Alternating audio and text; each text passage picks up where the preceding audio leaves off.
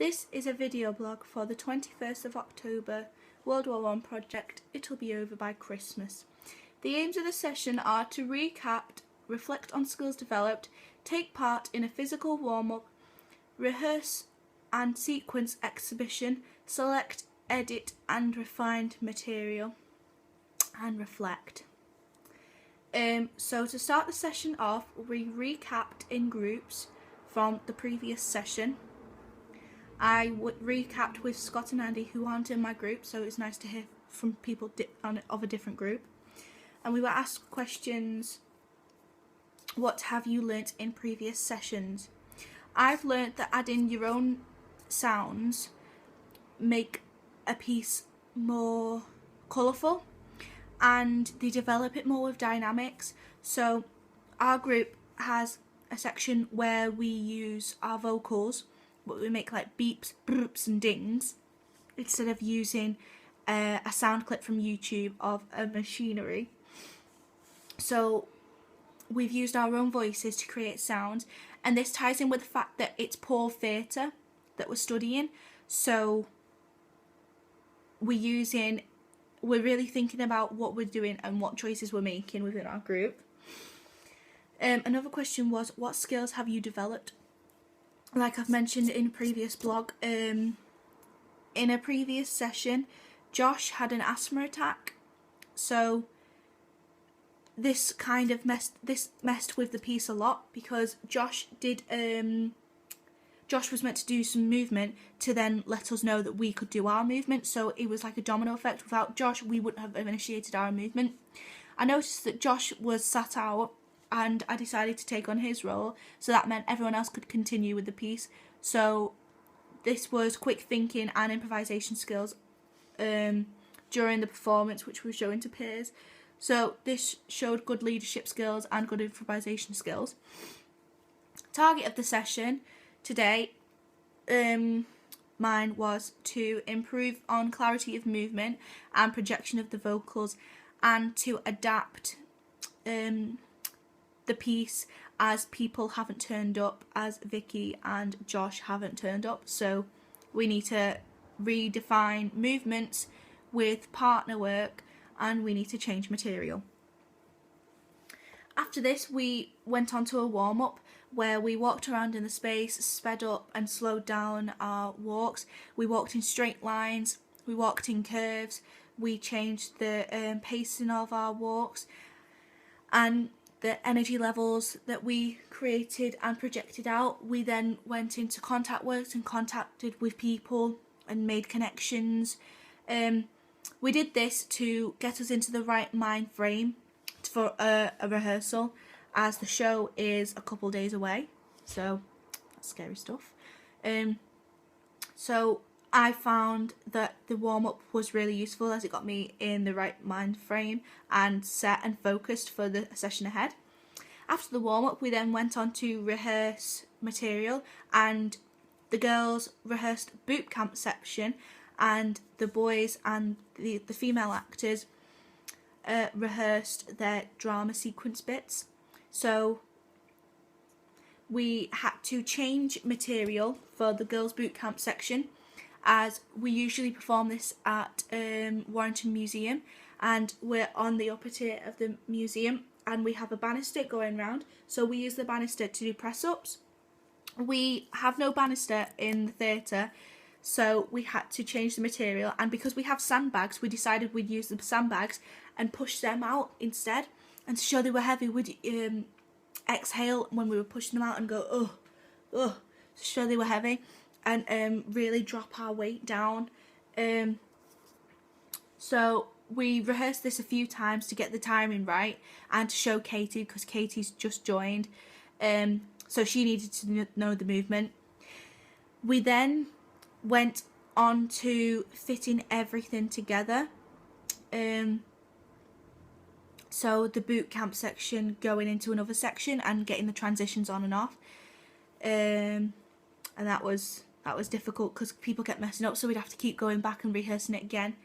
And then after break, we rehearsed the sequences from, so we rehearsed interlude 1 and 2. Me and Jack were focused and motivated, and we worked quite efficiently, so saved time and got straight to it. So we rehearsed our marching, which we were fine with our marching, we knew where we were going. We then rehearsed the first teacup dance, which we know this, we just needed to get the position of our heads, because when we do, when we step to the right, we have to look to the right, and when we step to the left, we have to look to the left. So we just need to get our focus points right. Then interlude 2, we had to refresh our memories because we forgot it a little bit.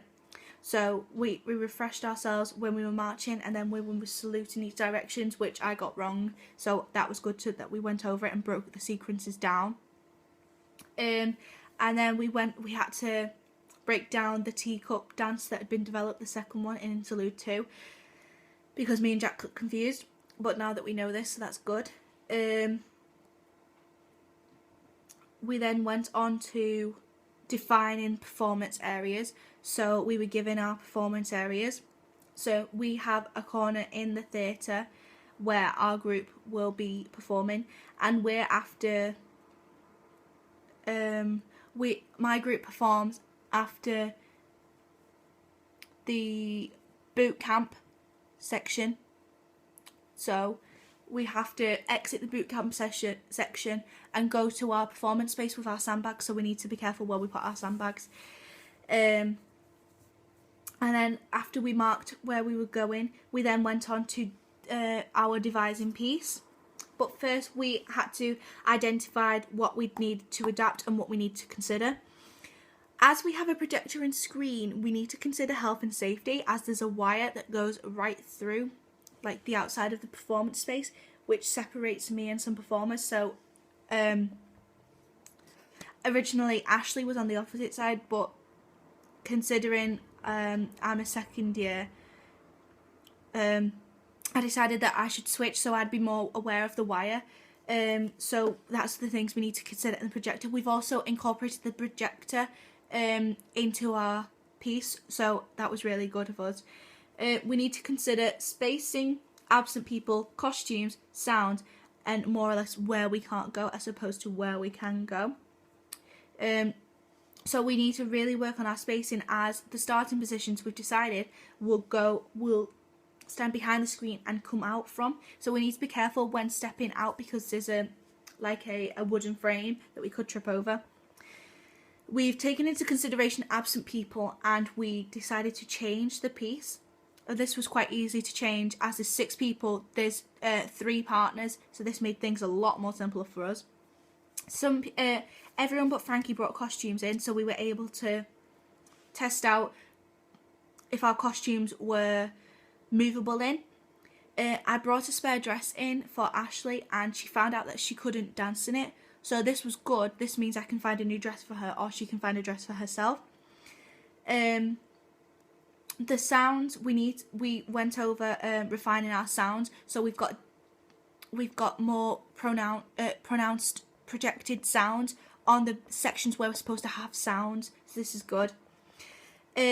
Taking experience that we used from Sunday when we performed People Pavilion, we've all really upped our vocal projections so that everyone can be heard, so this is good. After this, we showed to each other, and there wasn't really any feedback apart from how we can transition from our piece into the next piece. Which, to get into our piece, I shout, "Come into the factories" 3 times, which initiates Beth and Ashley to walk over from their ending position, because they were taking part in the acting piece, so this is good. After this, after rehearsing our devised piece and watching everyone else's piece, we ran the entire piece all together with transitions, including interludes. So we found this quite annoying, as some people weren't focused and committed as other people, so that this meant we had to keep continuing to go over it. But on a whole, everyone knows what they're doing, and I know what I'm doing, so that's important, and that's all that matters, really. But as long as everyone needs to know what they're doing, but it's good that I know that what I'm doing, because then I'm becoming an independent learner, and I'm making sure that I know what I'm doing, so that if anyone else needs help, that they can just ask me and I'll help them.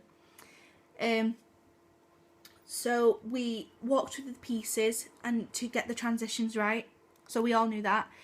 And then we were asked some questions. Discuss the following. What worked last session?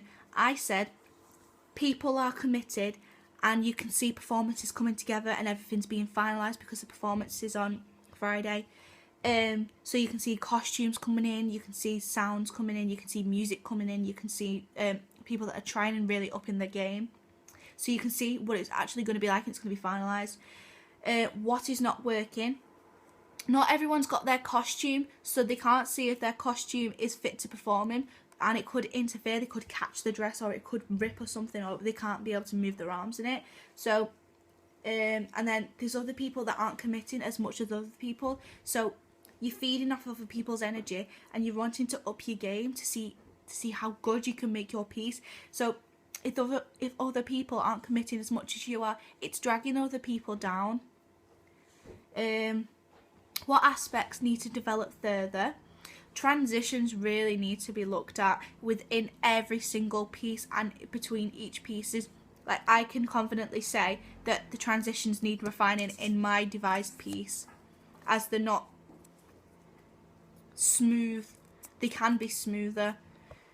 So then we shared with each other, and a lot of people said that people not committing is playing a big factor in it, because if you're performing and there's someone that's not committing, you're drawn to them instantly and they become the centre of the tension instead of the people that are truly committing.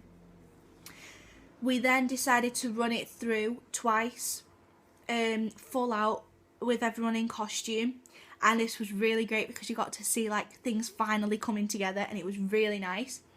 Everyone was professional and they were focused, and so was I, so this was really nice. And if anyone messed up, they just continued with what they were doing and didn't make a big commotion about it. So this was really nice. My strengths of the session were being able to adapt without people there and being able to adapt with the material, staying focused and committed throughout, and bringing my costume because I know now I can dance in my costume. My weaknesses were not remembering interludes 1 and 2 as well as I thought I had, and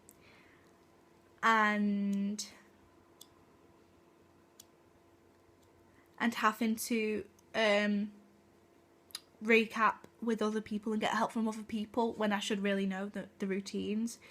My target for the performance is to perform to the best of my abilities, to perform and give more energy that I have been in the rehearsals. I have been committing fully to the rehearsals, but I still think that I can commit more. And that concludes this blog.